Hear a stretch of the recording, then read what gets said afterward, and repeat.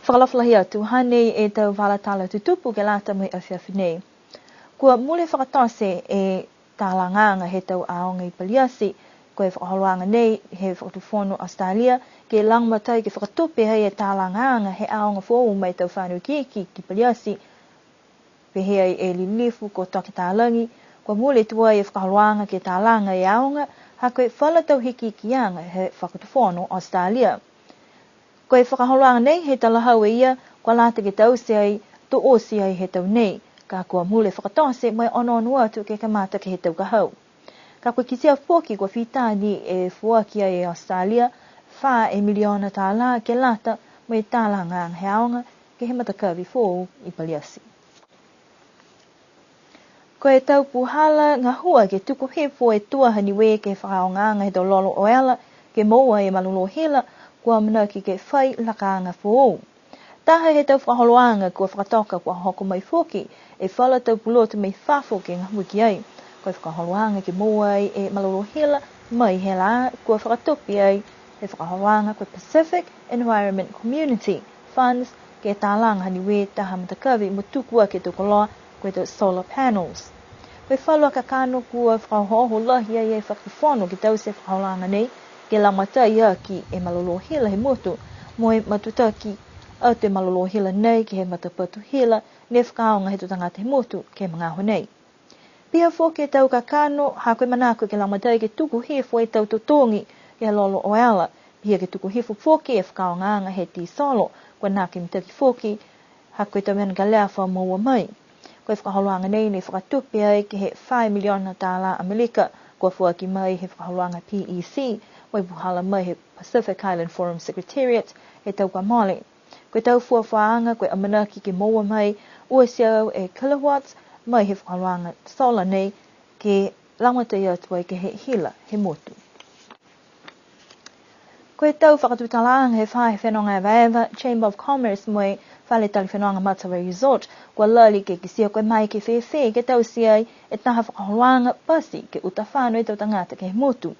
Ne pehe mai whae whenonga e waewa mai he tau pepa whakapoke halu tōru ne kua e waewa mai ke motu. Koe fuafua ke ono ngofuru e pasene ne kua talahau kua mana kua halu tōru ke he tu puhala poki ke mai ke o whanu he motu. Mua atu kai ke kua whai pasi kua whanu veko ke whakaongai he tau tangata moe totongi.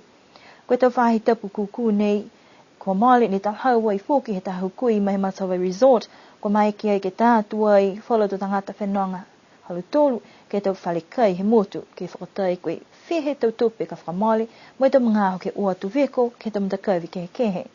Nā kaila mau tau se ose ia ke whakangahua tu mau ha kua mai longa nā kai toka longa lahi tau tangata o whenonga ke he mga honei. Pai whai ono nuanga whoki ke whakahoho atu ke whakaonga he tau tangata he motu e puhala nei.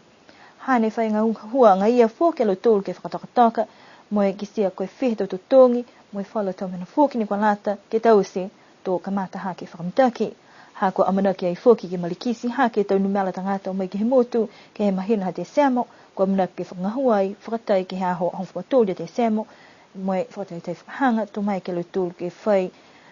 whakahoanga pawaki ke he tau fōu. Koe aho o whumalia mea November ne ko whamahania ke whakamanata he lalo langi, koe aho tuili pine sea ke utakehe ai e tau mahania ke whakakelea ke he tau whiwhine. Koe whakaholoanga nei ne kamata mai he tau tahe awhi hewe seo hingfu mataha, hako mai longa la he tau lekua ni kua tutupu ai, hako kili whakamamai he tau tangata he tau whiwhine, kua tupu whakahanga I whoki ke lata mai longa hanga ke tau tunuhia he tau whiwhine. Ke whalua tau atu motu, kua whakahoko e lo tōre tau whakaholoanga ke hongfu maho ono e aho, ka mata he aho uwhamalia mea November, ke hoko atu ke aho hongfuru ya te semo. Kisia ka mata mai he whahi tapu kua mole, kua whitani whoki e whahinga hoa leo he whakatatai whala toko loa, ke manamana te tō tangata ke te puhala, ke tō tōku atu ke te puhala ke kalo ke he mai, he ta mahani e ke whakalea ke te whiwhine. Pesin he nā kai whai whakaholoanga ni tau se ke hao he niawhi, kua mana ki e whahinga hoa leo ke whai whakaholoanga whakahoho, ke aho ono ia te semo. Kua mana ki ke kau whakatahi whoki tō tangata ke whakaholoanga, ka eke kua whakamaupopo moi whakailoa whakalaulahi. Koe whakaholoanga a si tope he tamtakainanga Filipaina he motu, kua molea e one a whita ala ahlo tolu ne kua maua i ke he pō whaiumu. Le tau se whakaluanga ne ke whale tolu hea ang tolunga, mai tō kalanga tō tangata ni kua hohoku atu ke kau whakataha, mai mamata atu ke whale tau whakaluanga he pō. Koe whewa si tupe langatai nei, mai motu ko Filipaina ni kua lau ia ke he tau matani a wha malolo. Ko mai ke alu tolu ni kua whakatawtaka i e whakaluanga, ke whakakisi au tau ki whanga hanga au ke hatu motu Filipaina, puhala i fuaki ke he tau kōli mo tau lolongo. Ne ki sia i fuaki anga kau whakataha he tau tangata he motu, hako nonofo ke kisikisi ai ke he tau whakataha ke pō, mai whai maanga laulahi hanga au ia ke le kua ne tupu, mai tau mumui he tau tangata.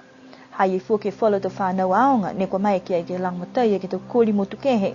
fuaki ke whakawhiawhia ke tau tangata. Nā walahi fuaki tau tangata ke he ua e whuata mui, ko laua ni mai ke lalongo ai e taha lalongo ko first ai hako lahi whakauwi ke to whiaonga Filipaina ni kua whakakua tuai te tawanga mutu mai longa fuki e moko ke he tau mga whao me to tangata ni kua lahi mas kalea hako e le kua tupu whakaofo nei tahe mta kau fuki ni kua longona hefu e lau tole manako ke lamatai mai tau sia e taha la folo mai fuaki atu wai e tupi ia ke lau tolu e ta mta kainanga Filipaina ni kua takitaki atu ke to whawanga la he whauwe halu tōru ke he motu. Ha kua mai ke kaua loa ke lang matai ke whahokua e whawhiawhianga nei wai asi tupe whoki mai halu tōru motu. Koe tau tupe ne kua moa ke he tau whakaroanga hea whiungu, mo le ono aftala, ka nā kai to tō e tau tupe ne kua moa mai whoki he whalo tau whakaroanga ne kua tau se. Tala hau mai he taha halu tōru tau kui, koe amanaki ke whakawhanua te tau tupe nei, kai ke kua lafi o loa, ke he matahiku he whahi tau pukahau, mai kua whitani whoki, he ua ni takau tō ni ko whiwhiri ke whakawhanua te tau tupu ni.